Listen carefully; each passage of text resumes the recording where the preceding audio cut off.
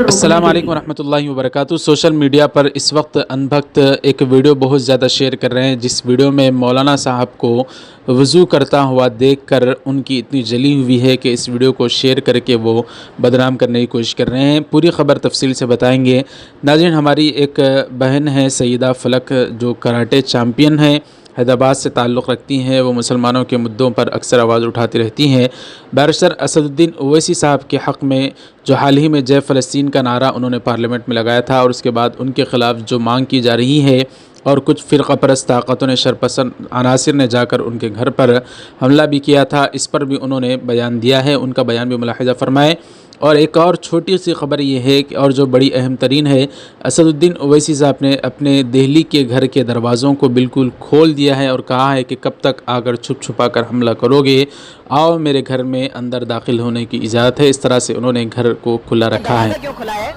ये बहुत दिलचस्प बात है कि तो दरवाजा इसलिए खुला है क्योंकि ओवैसी साहब ने कहा है कि पूरा दरवाजा खोल के रखो, जिसको चाहना है वो आए, अंदर चला जाए, हम अपना घर का दरवाजा नहीं बंद करते। हमारी इस बहन ने क्या वीडियो पैगाम दिया है वो सुनाने से पहले बता दें, शरपसंद अनासिर फ़िरक़ा परस्त ताक़तें एक वीडियो शेयर कर रहे हैं अनभक्त, और ये कह रहे हैं कि देखो किस तरह से पाँव उठाकर ये ट्रेन, चलती हुई ट्रेन में पाँव धो रहा है।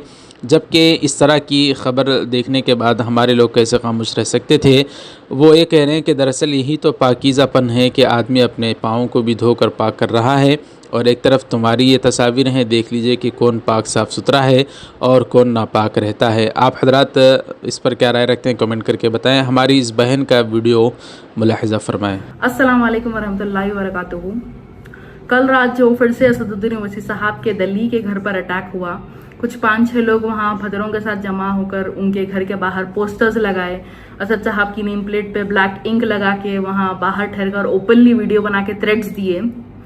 तो first of all it is very highly condemnable कि एक 5th टाइम एमपी के घर पर जो है अब तक लगातार 10-15 बार अटैक हो चुका है कैपिटल सिटी दिल्ली में, हाई सिक्योरिटी एरिया में, जहां से पुलिस स्टेशन बहुत ही करीब है। तो ये बहुत ही शर्मिंदगी की बात है होम मिनिस्टर अमित शाह के लिए और दिल्ली पुलिस के लिए। सेकेंडली, जब से असदुद्दीन ओवैसी साहब as a 5th time as a member of parliament oath लिए, जो तरीके से, जो हिम्मत से वो ओथ लिए, तब से ये बात बहुत लोगों को डाइजेस्ट नहीं हो रही और जो तरह तरह की बातें हो रही है। तो देखिए, जय फलस्तीन बोलना is not unconstitutional, it is not illegal.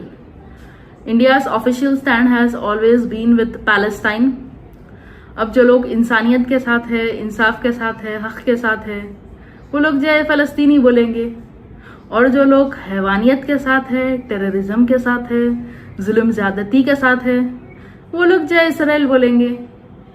और असद साहब की तो आदत है शुरू से हक बोलना, सच बोलना, जुल्म के खिलाफ बोलना, बेबाकी से बोलना, तो बोलते रहेंगे। ये जो कुछ लोग अटैक करते रहते, थोड़े थोड़े दिन को धमकियां देते रहते, उससे फर्क पड़ने वाला है नहीं, वो रुकने वाले है नहीं। और जो लोग बोल रहे कि भारत में रहकर आप जय फलस्तीन नहीं बोल सकते, आपका कोई हक नहीं है, बोलना है तो यहां से चले जाओ, who has given you the authority to say this?